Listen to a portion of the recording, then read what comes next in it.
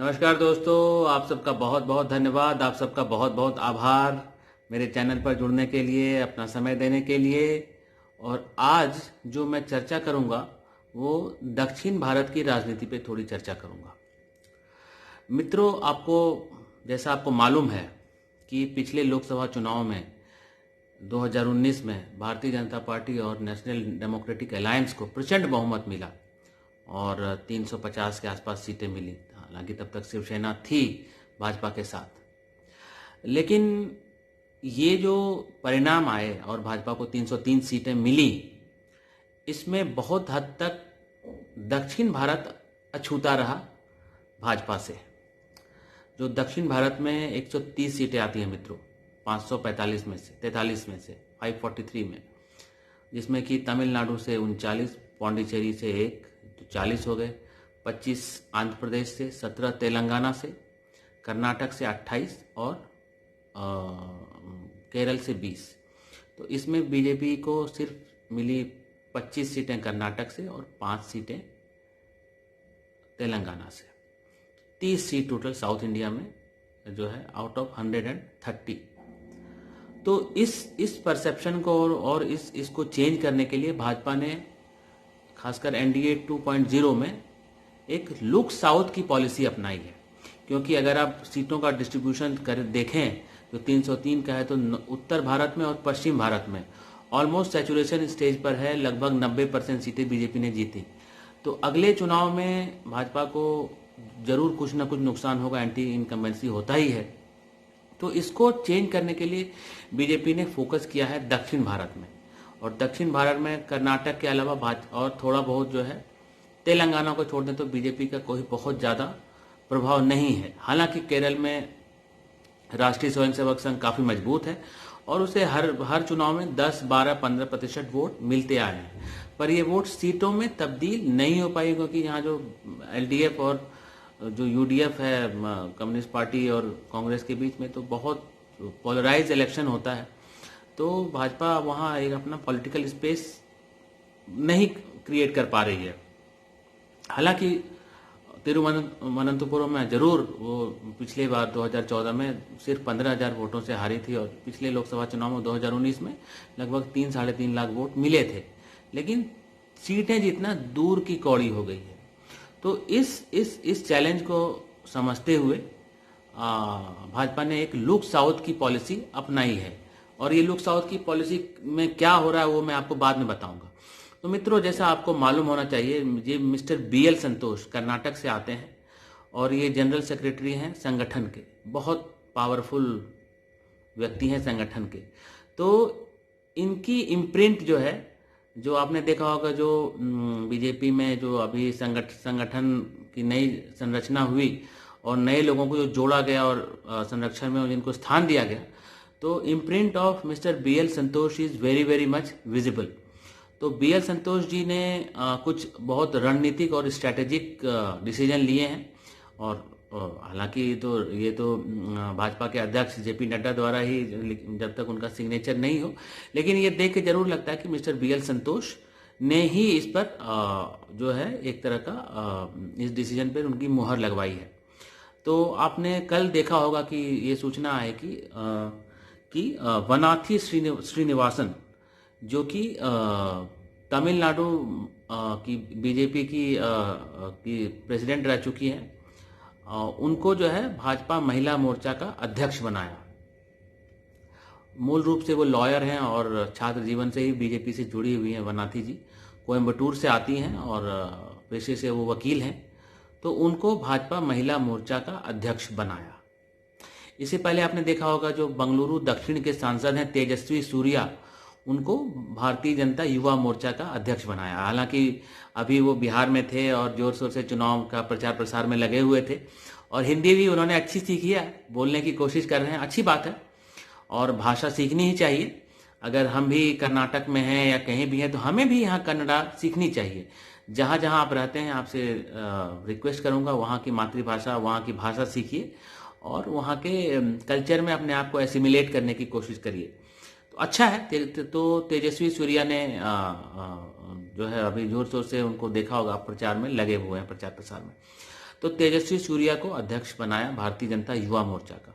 इसके अलावा आपने देखा होगा जो श्रीमती DK अरुणा है, जो पहले कांग्रेस में थी और पिछले वर्ष उन्होंने भाजपा को ज्वाइन किया, तो उनको जो है भाजपा का उपाध्यक्ष वाइस प्रेसिडेंट बनाया। मूल रूप से वो तेलंगाना के महबूब नगर से आती हैं और पिछले वर्ष के लोकसभा चुनाव में अच्छा चुनाव लड़ा था उन्होंने और बहुत कम मार्जिन से वो इलेक्शन हारी थी। तो ये सब मजबूत कैंडिडेट्स हैं। इसके अलावा अभी कुछ समय पहले आपने देखा होगा कांग्रेस से खुशबू सुंदर भी उन्होंने पार्टी को ज्वाइन करवाया गया है। तो बड़े बड़े कुछ नामों को प्रमोट करने की कोशिश की जा रही है। तो अब राजनीति समझिए, देखिए तमिलनाडु तो बीजेपी के लिए एक नो गो एरिया सा है और 1967 के बाद जब से एंटी हिंदी आंदोलन हुआ तब से तो राष्ट्रीय पार्टी कहीं भी नहीं है तमिलनाडु की राजनीति में, अनलेस कि जब आप किसी एक गठबंधन, चाहे वो AIADMK हो या DMK हो, उसके साथ आप गठबंधन ना करें तो आपको कोई पूछने वाला नहीं है। तो बहुत मुश्किल है तमिलनाडु की राजनीति में एंट्री लेना, लेकिन कोशिश तो करनी ही चाहिए। कोशिश कर रहे हैं तो एक अच्छा कदम है, क्योंकि अगले वर्ष चुनाव भी होने वाले हैं। तो वनाथी श्रीनिवासन जी को उन्होंने अब एक नेशनल रोल दिया है, तो उम्मीद की जानी चाहिए कि इससे वहाँ के वोटरों में अच्छा संदेश जाएगा। खुशबू सुंदर को भी इसलिए ही पार्टी में लाया गया क्योंकि वो मूल रूप से फिल्म स्टार रही हैं, मल्टीलिंगुअल हैं, बहुभाषी हैं और उनका एक अच्छा नाम है तमिलनाडु में। और कम से कम ये होगा कि भाजपा की बात सुनी जाएगी, क्योंकि वहाँ तो द्रविडियन मीडिया इतना स्ट्रांग है कि हर मुद्दे में वो नेशनल पार्टी को या फिर जो राष्ट्रीय पार्टी है या फिर जो वहाँ पर जो सेंटर में पार्टी है उस पर वो आरोप लगाते हैं, उनकी वजह से ऐसा नहीं हो रहा है। अभी आपने देखा होगा उनका प्रचार तंत्र इतना मजबूत है कि नीट में जो आत्महत्याएं हुई या जली कट्टू जो खेल होता है वहाँ का, उसके लिए जो आंदोलन हुए उसमें उन्होंने मोदी जी को जिम्मेदार ठहरा दिया। तो उनका प्रचार प्रसार तंत्र बहुत मजबूत है। तो ये अच्छी बात है कि कम से कम आपको एक ऐसा चेहरा हो जिसकी बात लोग सुने और फिर आप केंद्र की योजनाओं के बारे में उन्हें अवगत कराएं कि ये चीजें केंद्र ने किया है जिससे तमिलनाडु या और दूसरे राज्यों को लाभ मिलने वाला है। वही स्थिति अभी आंध्र प्रदेश में है। आंध्र प्रदेश में जब चंद्रबाबू नायडू अलग हुए भाजपा से, तो जो स्पेशल स्टेटस है उसको लेकर बहुत मीडिया में भाजपा को और मोदी जी को विलेन बनाया गया और इसके कारण जो है सुपड़ा साफ हो गया पिछले लोकसभा चुनाव में, जैसे आपने देखा होगा। तो वहाँ भी सोमू वीराजू करके नेता हैं, उनको बनाया गया है वहाँ का प्रदेश अध्यक्ष और वो थोड़े एग्रेसिव नेता हैं। और वहाँ की जो पवन कल्याण है, वहाँ के फिल्म स्टार हैं, सुपरस्टार हैं, उनकी पार्टी जनसेना पार्टी, उनके साथ उन्होंने भाजपा ने एक गठबंधन किया है। तो यहाँ भी अपनी स्थिति मजबूत करने की कोशिश हो रही है। तेलंगाना में शुरू से ही भाजपा की स्थिति मजबूत रही है, हालांकि कोई बड़ा नेता पार्टी में नहीं रहा जो कि उसको कंसोलिडेट कर सके। तो तेलंगाना एक फर्टाइल एरिया है जहाँ पे बीजेपी उम्मीद कर सकती है कि वो अच्छा और करे, क्योंकि पिछले लोकसभा चुनाव में उसे 5 सीटें मिली थी। तो तेलंगाना और आंध्र प्रदेश जो है वो फर्टाइल है। हालांकि 1998 में आप जाएं, जब बीजेपी ने पहली बार जो है अकेले चुनाव लड़ा था, तो लगभग 4 सीटें जीती थी और 20% के आसपास 18-19% वोट बीजेपी को मिली थी।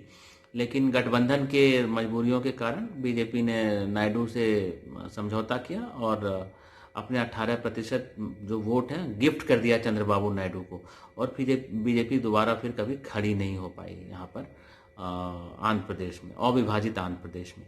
तो आंध्र प्रदेश और तमिलनाडु और तेलंगाना, इन 3 राज्यों में बीजेपी कोशिश कर रही है कि अपने प्रभाव को बढ़ा जाए।